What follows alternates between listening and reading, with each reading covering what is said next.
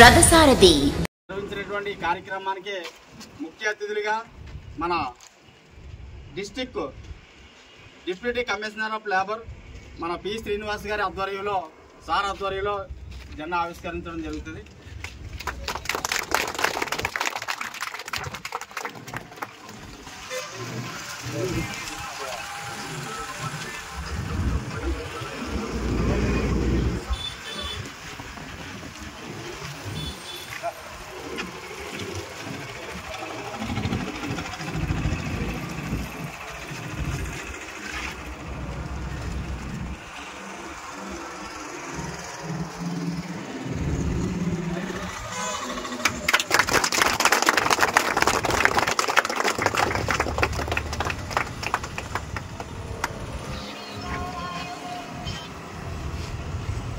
సార్ని స్టేజ్ మీద కాకమనిందాం. మన వర్కర్ల కోసం, మన వర్కర్ల ఐక్యత కోసం, మన వర్కర్లు ఏ విధంగా నడుచుకోవాలనేటువంటి కొన్ని అంశాలపై విలువైన సందేశాన్ని సార్ అందిస్తాం. మనకి స్టేజ్ మీద కాకమని వర్కర్స్ యూనియన్ సభ్యులుగా ఉన్నటువంటి వారు ఎంతమంది సభ్యులు ఉన్నారో మన కార్మికుల దినోత్సవాన్ని జరుపుకోవడానికి కూడా ఇక్కడికి రాలేకపోతున్నారంటే ఎలాంటి దౌర్భాగ్య పరిస్థితుల్లో మనం బ్రతుకుతున్నాం అనేది ఆలోచన చేయాలి ప్రతి ఒక్కరు. కార్మికులకంటూ కొన్ని చట్టాలు ఉన్నాయి, కొన్ని హక్కులను కాపాడుకోవాల్సినటువంటి బాధ్యత మనకుంది. ఆ రోజు డాక్టర్ బాబాసాహెబ్ అంబేద్కర్ గారు కార్మికుల చట్టాలను తీసుకురావడం జరిగింది. పోరాడి ఏదైనా సాధించుకోమని డాక్టర్ బాబాసాహెబ్ అంబేద్కర్ గారు ఈ కార్మిక చట్టాలను తయారు చేస్తే ఆ కార్మికుల చట్టాలను కూడా కార్మికులకు ఉన్నటువంటి మనమే సాధించలేకపోతున్నాం. అంటే మనం వర్కర్లుగా పనిచేస్తూ ఉన్నాం, మనం వర్కర్లుగా యూనిటీగా ఉండాలని, మనం పోరాడి సాధించుకోవాలని కొన్ని హక్కుల్ని తయారు చేస్తే ఆ హక్కుల్ని కాపాడుకోవడానికి కూడా మనం ముందుకు రాలేకపోతా ఉన్నాం. అలాగే మనలో ఉన్నటువంటి సార్ శ్రీనివాస్ సార్ మన డ్రైవర్లను ఉద్దేశించి, అలాగే కార్మికుల ఐక్యతను ఉద్దేశించి, అలాగే లేబర్ ఆఫీస్ ద్వారా ఎలాంటి పథకాలు అయితే డ్రైవర్లకు వర్తిస్తాయి, ఈ లేబర్ ఇన్సూరెన్స్లు కానీ, కార్మికులకు సంబంధించినటువంటి చట్టాలు కానీ, కార్మికులకు సంబంధించినటువంటి కొన్ని పథకాలను కానీ ఆయన సార్ శ్రీనివాస్ సార్ మనకు అందించవలసిందిగా, తమ అమూల్యమైనటువంటి సందేశాన్ని అందించవలసిందిగా సార్కి అందించడం జరుగుతుంది. వారికి మరి ఈ సంఘ సభ్యులకి అందరికీ నా నమస్కారాలు. ఇప్పుడు చెప్పినట్టుగా వాసు గారు చెప్పినట్టుగా ఈ అసోసియేషన్లో ఇందాక కూర్చున్నప్పుడు అడిగా, మన అసోసియేషన్లో మన యూనియన్లో ఎంతమంది మెంబర్స్ ఉన్నారు అని. దాదాపు 1000 మంది ఉన్నారండి అని చెప్పారు. అందులో ఒక 10% వేసుకున్నారు, దీనికి రెట్టింపు ఉండేవారు ఇక్కడ. ఎందుకంటే ఇది మన కార్మికులకి ఒక మంచి పండుగ వాతావరణం అనేది మంచి పండుగ అనేది చేసుకోవాల్సిన సందర్భం. ఎంతోమంది మహనీయుల కృషి వలన ఈరోజు వాళ్ళ యొక్క కృషిని, వాళ్ళ యొక్క త్యాగాలని స్మరించుకుంటూ ముందుకు సాగవలసిన రోజు ఇది. ఈ మేడే రోజు ఆషామాషిగా వచ్చింది కాదు, ఎంతోమంది రక్తం చిందిస్తే నేను ఈరోజు మనం ఈ సభలు పెట్టుకుంటున్నాం. అప్పట్లో పారిశ్రామిక వచ్చిన కొత్తగా వచ్చిన రోజులు, ప్రపంచవ్యాప్తంగా పరిశ్రమలు పెరుగుతున్న రోజులు, వ్యవసాయ రంగం నుంచి పారిశ్రామికీకరణగా మారుతున్న రోజులు. యూరోప్లో కానీ అమెరికా ఖండంలో కానీ పని గంటలు ఉండేవి, ఎక్కువగా ఉండేవి. వెట్టి చాకిరీ కింద ఉండేది. రోజుకి 16 గంటలు, 20 గంటలు. ఒక మనిషి ఎన్ని గంటలు పని చేయాలి, దాని మీద తీవ్రమైన సంఘర్షణ మీద అనేక మంది మేధావులు సూచించిన మీదట 10 గంటలు 8 గంటలు కుదించాలి అనే విషయం మీద ఎన్నో పోరాటాలు చేసి చివరికి 1886లో చికాగోలో వేసిన సమావేశంలో హే మార్కెట్లో పోరాటం చేస్తే అనేక మంది ప్రాణాలు కోల్పోయారు. అక్కడి నుంచి పుట్టిందే ఈ మేడే. దీని వెనకాల ఎంతోమంది త్యాగాలు ఉన్నాయి. ఆ త్యాగాలను మనం స్మరించుకుంటూ ముందుకెళ్ళడానికి మనం సమావేశం అవ్వాలి. మరి అందరూ వస్తున్నారా? వస్తారా? చూసారా, ఈ వింగ్ అంతా దాదాపు సగం ఖాళీ ఉంది. అది రావాలి, అది మన కనీస బాధ్యత. మనం ఈరోజు సమావేశం పెట్టుకున్నామంటే వాళ్ళ యొక్క త్యాగాల ఫలితం ఇది. గతంలో అప్పుడు ఇలా పెట్టుకోవడానికి ఆ పర్మిషన్ ఉండేకో, పెట్టుకుంటే ఎవరు ఎక్కడి నుంచి కాల్పులు జరుపుతారో తెలియని సమస్యలు అవి. అట్లాగే కార్ల్ మార్క్స్ లాంటి ఎంగెల్స్ లాంటి ఎంతోమంది మేధావులు ఇచ్చిన పోరాట ఫలితంగా వచ్చిన ఫలితం ఇది. ఈరోజు 8 గంటల పని విధానం కొనసాగుతుంది. మరి నేటి పరిస్థితుల్లో చూసుకుంటే అప్పటి నుంచి ఇప్పటి వరకు ఎన్నో కార్మిక చట్టాల్లో మార్పులు వచ్చినాయి. మన కార్మిక చట్టాల్లో ఉన్న 44 చట్టాలు ఉన్నాయి. ఆ 44 చట్టాలు మెజారిటీ చట్టాలు 1947 స్వాతంత్రం రాకముందు తయారైనవే, తర్వాత కొన్ని తయారైనవి. కాలానుగుణంగా మనకి అనేక మార్పులు, అమెండ్మెంట్స్ మారుతూ వస్తే నేటి పరిస్థితులకు అనుగుణంగా మారుతున్నాయి. మరి సంక్షేమం ఒక పక్కన, ఎన్ఫోర్స్మెంట్ చట్టాల అమలు ఒక పక్కన, అభివృద్ధి ఒక పక్కన, సంక్షేమం, ఈ రెండు కూడా బ్యాలెన్స్డ్గా వెళ్ళాలి. మనకి మరి అనేకమైన గతంలో మనకి అనేకమైన సంక్షేమ పథకాలు అమలు చేశారు. అప్పట్లో డూప్లికేషన్ అవుతుందని ఒకే వ్యక్తికి 2-3 పథకాలు వస్తాయని. అంటే బోర్డులో కార్మిక శాఖలో 2 బోర్డులు ఉన్నాయి. ఒకటి కన్స్ట్రక్షన్ బోర్డు, రెండోది ఏపీ లేబర్ వెల్ఫేర్ బోర్డు. 2 బోర్డులు కూడా చక్కగా అమలు చేసేవి. మన కన్స్ట్రక్షన్ వర్కర్స్కి ప్రత్యేకించి బోర్డు అన్నీ అమలు చేసేది. షాప్స్ అండ్ ఎస్టాబ్లిష్మెంట్, మోటార్ ట్రాన్స్పోర్ట్లో పనిచేసే వర్కర్స్కి ఏపీ లేబర్ వెల్ఫేర్ బోర్డు పథకాలు అమలు చేసేది. మరి అప్పట్లో ఈ పథకాలే కాక గవర్నమెంట్ ఇచ్చే పథకాలు కూడా 2 కోయిన్సైడ్ అయ్యి డూప్లికేషన్ అవుతున్న ఉద్దేశంతో అప్పట్లో మన 2020 మార్చిలో ఈ మన సంక్షేమ పథకాలన్నీ కూడా ఆపడం జరిగింది. అప్పటి నుంచి కూడా నేటి వరకు మనకి పథకాలు లేవు. ఇటువంటి సభల్లోకి వచ్చి మాట్లాడాలన్నా, ఎందుకంటే కార్మికులు అంతా అడుగుతున్నారు, మీ శాఖ ఏం చేస్తుంది, మాకేం పథకాలు ఇవ్వట్లేదని. మా దగ్గర ఆన్సర్ ఉందా? లేదు. అందుకని ఇటువంటి సమావేశాల్లో రావాలన్నా మాకు కూడా ఇబ్బందికరమైన పరిస్థితి.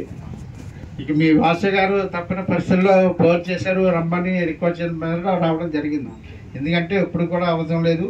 అది మొన్నటి వరకు కూడా మా కార్యాలయం ముందు ధర్నాలు చేస్తారు. అట్లా కాకుండా మనం హెడ్ ఆఫీస్కి వెళ్ళి, ఎందుకంటే పాలసీ మ్యాటర్, అది ఇంప్లిమెంటేషన్ కాదు, పాలసీ మ్యాటర్లోనే మళ్ళీ గతంలో ఏ విధంగా ఇచ్చారో, గతంలో బోర్డు విధంగా ఏ విధంగా అమలు చేసిందో, ఏవైతే పథకాలు ఉన్నాయో అవన్నీ అమలు చేయడానికి కోసం పాలసీ మేకర్స్ దగ్గర కూడా కొద్దిగా మనం యూనియన్స్ అన్నీ కూడా కలిసికట్టుగా సంఘటితంగా లాబీ చేయాలి.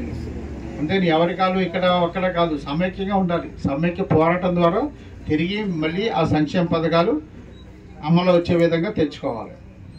ఇది ఒక విషయం, ముఖ్యమైన విషయం ఇది. ఇకపోతే మనం కూడా గతంలో మనకి ఈ మేడే వస్తుంటే మేము కూడా నెల ముందు నుంచి మేము బిజీగా ఉండేవాళ్ళం. అప్పట్లో కార్మికులకి ఆటల పోటీలు ఉండేవి. Kabaddi, volleyball, running, javelin throw, ఇట్లా అనేక స్పోర్ట్స్ అండ్ గేమ్స్లో ఆటల పోటీలు పెట్టేవారు. అదేవిధంగా కల్చరల్ ప్రోగ్రామ్స్, నాటికలు, ఏకపాత్ర అభినయం, పాటలు, అంటే సంగీత పాటలు, ఇవన్నీ కూడా పెట్టి పోటీలో 1 to 1st, 2nd, 3rd ప్రైజ్లు కూడా ఇచ్చేవాళ్ళం. అవి మన జిల్లా స్థాయిలో ఉండేవి. తదనంతరం జోనల్ స్థాయిలో పోటీలు కూడా ఇచ్చేవారు. మరి అవి కూడా మన కరోనా టైం నుంచి మొత్తం ఆగిపోయినాయి. సో మనము ఎప్పుడో ఏడాదికి ఒకసారి జరిపే పోరాటాలు, కార్మికుల సోదర భావంతో అందరూ కలిసికట్టుగా ఒక పండుగ వాతావరణంలో 2-3 రోజుల పాటు జరిపే కార్యక్రమాలు కూడా ఆగిపోయినాయి. తిరిగి ఇవన్నీ కూడా మళ్ళీ పునరుద్ధరించ జీవన చేసుకునేటట్టుగా చేయాలి. చేయాలంటే ఏం చేయాలి? ఏం చేయాలి చెప్పండి. చెప్పండి.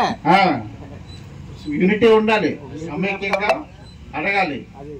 మీ డిమాండ్స్, చార్ట్ ఆఫ్ డిమాండ్స్ పెట్టాలి. గతంలో మాకు ఆటల పోటీలు పెట్టేవారు, చక్కగా కల్చరల్ ప్రోగ్రామ్స్ పెట్టేవారు. మరి అన్నీ తిరిగి ప్రారంభించాలని మీరు అడగాలి. మరి ఈ మీటింగ్కే రాకపోతే పక్కన విజయవాడ ఏమడుగుతారు మీరు? సో అన్ని యూనియన్లు కూడా, అనేక యూనియన్లు ఉండొచ్చు, ఒక్కొక్క యూనియన్ ఒక్కొక్క భావజాలం ఉండొచ్చు, కానీ గమ్యం ఒకటే. కాబట్టి అందరితో కలిసి మళ్ళీ ఇదివరకు గత వైభవం లాగా అందరూ కలిసి ఉండేటట్టు, కార్మిక శాఖ అమలు చేసేటట్టు ప్రభుత్వాన్ని అడగాలి. ఇది ఒకటి చేయాలి. నెక్స్ట్ ఇంకో విషయము, మనకి ఈ శ్రమ అని ఒకటి పెట్టారు మన సెంట్రల్ గవర్నమెంట్ వారు. ఎందుకంటే మనకి 2020లో మన తరంలో ఎప్పుడు చూడని ఒక ఉపద్రవం వచ్చింది. ఏంటది? కరోనా. అంటే మనకి ఉన్నటువంటి విభేదాలు ఇక్కడ కాదు మనం మాట్లాడుకోవాల్సింది. మన కార్మికుల ఐక్యత కోసం, మనకు రావాల్సిన చట్టాల కోసం చాలా అనేక విషయాలు ఇప్పటివరకు తెలియజేశారు. నేను పక్కన వచ్చి విన్నాను. ఇప్పటివరకు ఈ శ్రమ కార్డు లేదు ఎంతమందికి ఉంది మీకు ఈ శ్రమ కార్డు అంటే ఒక్కరు కూడా చేయట్లేదు నా దగ్గర ఉందని. అవన్నీ నేను చేయించిన సిద్ధంగా ఉందండి. పని చేసే వ్యక్తిని పని చేయించుకోండి, దాన్ని సద్వినియోగం చేసుకోండి. మనకి ఏలూరు నుంచి చెప్తారు సారు ఎంత టైం కేటాయించి 2 రోజులు నేను వెళ్తే లేరు సార్ ఏలూరులో విజయవాడ కాకినాడలో 2 రోజులు కాకినాడలో 4 రోజులు విజయవాడ ఏలూరులో ఉంటున్నారు. కానీ మన కాకినాడ జిల్లా కోరి లారీ వర్కర్స్ యూనియన్ కోసం అంత పర్టికులర్ గా టైం కేటాయించి వచ్చారు. ఆయన అమలుమైనటువంటి టైం మన ఆలోచన విధానాన్ని కానీ మనకు కావాల్సినటువంటి చట్టాల కోసం కానీ మనకు అవగాహన కల్పించడం తెలుసుకోవాలి, 10 మందికి అవగాహన కల్పించాలి. దానికోసం ప్రతి ఒక్కరు కూడా సైలెంట్ గా ఉండండి. కంపల్సరీ కూడా మీకు ఐడి కార్డు ఉండాలి మీ మెడలో కానీ పాకెట్లో కానీ. ఎందుకంటే పోలీస్ డిపార్ట్మెంట్ వారితో సమస్యలు వస్తాయి. మీ ఐడి ఎవరు, మీరు ఏ తాలూకా ఏంటి అని అడుగుతారు గస్తీ జరుగుతున్నప్పుడు. మీరు ఇక పలానా వారు ఇది, నా అడ్రస్ ఇది, నా ఐడి ఇది అని చూపించాలి. ఈ ఐడి ఉండడం వల్ల చాలా సమస్యలు తొలగిపోతాయి. మీ యజమాని దగ్గర నుంచి కూడా ఒక ఐడి కార్డు తీసుకోండి. అది మీ పాకెట్లో కానీ పెట్టుకోండి, లేకపోతే హ్యాంగింగ్ మెడలో కానీ వేసుకోవాలి. ఐడి కార్డు తప్పనిసరిగా పెట్టుకోండి. ముఖ్యంగా రాత్రి వేళల్లో చాలా ఉపయోగకరం ఇది. ఓకేనా? సో మీ అన్నీ కూడా ఇటువంటి అంశాలన్నీ కూడా కలిసికట్టుగా సాధించాలంటే మనం నాయకులకి మద్దతు ఇవ్వాలి. అలాగే నాయకుడు కూడా మీ ఆశల మేరకు పనిచేయాలి. ఇద్దరు కూడా ఉమ్మడిగా ఒకరి కోసం ఒకరు చేసుకుంటూ అందరి తోటి కార్మికులతోటి సమైక్యంగా పోరాడితేనే ఈ హక్కులు అమల్లోకి సాధనలోకి వస్తాయి. ఓకేనా? జై చెప్పండి ఏంటో. ఓకే, మరి ఈ అవకాశం ఇచ్చిన మన quarry lorry workers drivers and tailors association ఏదైతే వాసు గారికి మరియు మీ సంఘ సభ్యులకి అందరికీ కూడా ధన్యవాదాలు తెలియజేసుకుంటూ ఎవరు కూడా ఉచితంగా చెప్పరు. ఫస్ట్ ఆఫ్ ఆల్ ఈరోజు అంతా కూడా మనీ మైండెడ్ అయిపోయింది. ప్రతి దానికి డబ్బుతోటే కొలం మనం మీ అందరికి తెలియదు ఏం కాదు. కానీ ఇలాంటి కార్మికుల దినోత్సవం రోజు కూడా కార్మికుల దినోత్సవాన్ని జరుపుకోవడానికి, మన కార్మికుల ఐక్యతను తెలియజేయడానికి ఇక మేరే రోజు కూడా మన ఆఫీస్కి రాకపోతే ఇంకేం చెప్పాలి. మీకోసం రాత్రి పాలన ఆలోచన చేయకుండా ఎవరు ఫోన్ చేసినా పడిగాపులు కాస్తున్నాను. ఫోన్లు చేయగానే అర్ధరాత్రి అని చూడకుండా రావడం జరుగుతుంది. జీతాలు పెంచడం కోసం మీరు రాకపోయినా నేను యాజమాన్యం చుట్టూ తిరిగి నేను జీతాలు పెంచడం జరిగింది. కనీసం కార్మికుల దినోత్సవం రోజు ఈరోజు సార్ చెప్పినట్టుగా వచ్చినటువంటి పెద్దలు చెప్పినట్టుగా అనేక విషయాలు వీళ్ళు తెలియజేస్తే మీరు తెలుసుకుంటారని, మీరు ఆచరిస్తారని, కనీసం ఇక్కడికి వచ్చిన వాళ్ళు అది అర్థం చేసుకుని ఆచరిస్తారని, మన కోసం మన భార్య పిల్లలు రోడ్డున పడకుండా ఉండడం కోసం సార్ ఏదైతే చెప్పారో ఆ విషయాలన్నీ కూడా మనం విని అర్థం చేసుకుని ఆచరించాలని మీ అందరికీ కూడా ఈ కార్మికుల దినోత్సవం సందర్భంగా మరొకసారి తెలియజేస్తున్నాను. నేను ఒక తోటి డ్రైవర్ గా నాకున్నటువంటి ఆలోచన విధానంతో ఒక యూనిటీ తీసుకొచ్చి నేను ఎంచుకున్నటువంటి ఈ డ్రైవర్ వ్యక్తులు మనం ఎదుర్కొంటున్నటువంటి సమస్యలు నేను చూసినటువంటి వ్యక్తిగా నా వంతు ప్రయత్నం చేసి మన కార్మికులకి ఒక మేలు చేయించాలి. డ్రైవర్ వెల్ఫేర్ బోర్డు తీసుకురావడం కోసం దేశవ్యాప్తంగా మొత్తం అన్ని రాష్ట్రాలు కూడా ప్రయత్నం చేస్తూ ఉన్నాయి. కానీ ముందు ఎంతమంది ప్రయత్నం చేశారనేది కాదు, ప్రజలు మారాలి, నాయకులు మారాలి, నాయకులు మనల్ని గుర్తించాలంటే మొదటిగా మార్పు మనలో మొదలవ్వాలి. నేను నా కుటుంబం మా యూనియన్ మా ఐక్యతని ముందు మనలో మార్పు మొదలవ్వాలి. మనం మార్పు పొంది ఇన్నాళ్ళు ఉన్నట్టుగా కాకుండా కనీసం ఈ కార్మికుల దినోత్సవం రోజు నుంచి ఇక్కడి నుంచైనా మార్పు మొదలవ్వాలి. ఇక్కడి నుంచి రాబోయే రోజులైనా యూనియన్కి సహకరించాలి, యూనియన్ చేస్తున్నటువంటి కార్యక్రమాలు సపోర్ట్ అందించాలి. అలాగే లేబర్ ఆఫీస్ ద్వారా ఎలాంటి మనం సద్వినియోగం చేసుకోవాల్సినటువంటి అంశాలు ఉన్నాయో అవన్నీ కూడా సద్వినియోగం చేసుకోవడానికి మీ అందరూ కూడా సహకరించాలని తెలియజేస్తున్నాను. మరొకసారి ఏలూరు నుంచి మన ఈ కాకినాడ జిల్లా quarry lorry workers union meeting కొరకు వచ్చేసినటువంటి సార్ శ్రీనివాస్ సార్కి, అలాగే వేదికపై ఉన్నటువంటి పెద్దలందరికీ కూడా మన కాకినాడ జిల్లా క్వారీ లారీ వర్కర్స్ యూనియన్ తరఫున ప్రత్యేకంగా ధన్యవాదాలు తెలియజేస్తున్నాను. అలాగే ఇలాంటి మరెన్నో అంశాలు తెలుసుకోవడం కోసమే నేను సార్ వాళ్ళని ఇన్వైట్ చేయడం జరిగింది. అనేక విషయాలు తెలియజేశారు. నేను చెప్పినా సార్ చెప్పినా మీ అందరూ కూడా మన బ్రతుకులు బాగుండాలని, మన బ్రతుకులు రోడ్డులు పడకుండా ఉండాలని, మన కుటుంబాల్లో రోడ్డులు పాలైపోకూడదని అనేక మందిని చూస్తూ ఉన్నాం. మన టోల్ గేట్ల దగ్గర ప్రయాణించేటప్పుడు కాళ్ళు పోయి చేతులు పోయి మనతోటి డ్రైవర్లు ఇచ్చి 5 కోసం 10 కోసం ఎదురుకొట్టలేదు. మీరు ఎంతో మంది కాకి షర్ట్లు వేసుకుని కాకి యూనిఫామ్ ధరించి మనం ఇచ్చే 5 కోసం 10 కోసం ఎదురు చేస్తున్నారు. ఎందుకు? ప్రభుత్వాల నుంచి వచ్చే పథకాలే మనం సద్వినియోగం చేసుకోలేకపోతున్నాం. ప్రభుత్వం ఇస్తుంది కానీ దాన్ని మనం సద్వినియోగం చేసుకోలేకపోతున్నాం. తెలియక కొంతమంది చేసుకోలేకపోతున్నారు, తెలిసి అశ్రద్ధతో కొంతమంది చేస్తున్నారు. అసలు ఇలాంటి వాటిపైన అవగాహన లేక కొంతమంది చేస్తున్నారు. ఇలాంటి అవగాహన సదస్సులు పెట్టేది, ఇలాంటి కార్యక్రమాలు జరిపించేది తెలియనటువంటి కొన్ని అంశాలు తెలియజేయడానికి. మనం మాట్లాడుకుంటాం, మన లోడింగ్ కోసం, అన్లోడింగ్ కోసం, మన బళ్ళు కోసం, మన వాహనాలు బాగోగుల కోసమే మాట్లాడుకోలేము.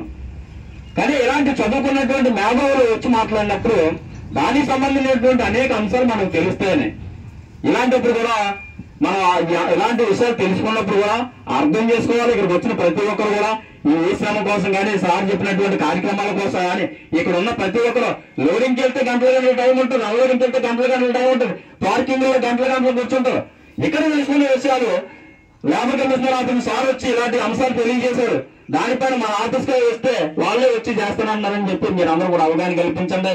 ఇలాంటి మరెన్నో కార్యక్రమాలు చేయడం నేనైతే సిద్ధంగా ఉన్నాను.